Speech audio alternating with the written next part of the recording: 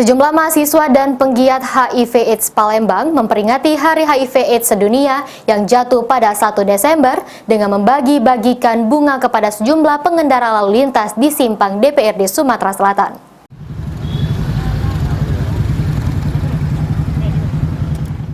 Peringatan Hari HIV/AIDS Sedunia yang jatuh pada 1 Desember dilakukan oleh sejumlah mahasiswa dan penggiat HIV/AIDS dengan membagikan bunga ke sejumlah pengendara di jalan kawasan Simpang DPRD Sumsel. Saat ini dikemukakan oleh Ketua Perkumpulan Keluarga Berencana Indonesia atau PKBI, kasus HIV/AIDS di Sumsel khususnya Palembang cukup tinggi, bahkan alami tren peningkatan. Bahkan para penderitanya didominasi usia produktif atau remaja. Sejauh ini menurut Ketua PKBI Sumsel, penyebab timbulnya penderita HIV/AIDS karena pergaulan seks bebas serta penggunaan narkoba. Kontribusi, kemudian heteroseksual juga memberikan kontribusi, dan pada umumnya ada perilaku yang menyimpang. Perilaku yang menyimpang itu memberikan kontribusi terhadap kasus HIV yang ada di Palembang.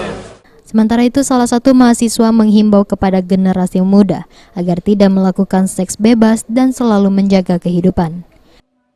Untuk pencegahannya, misalnya untuk remaja aktif yang melakukan seks, ialah pakai kondom, menjaga pergaulan. Sudah tuh memilih lingkungan yang baik dan teman yang baik. Selain melakukan kegiatan bagi-bagi bunga, dilakukan juga diskusi terkait HIV/AIDS. Firman Hidayat, PAL TV.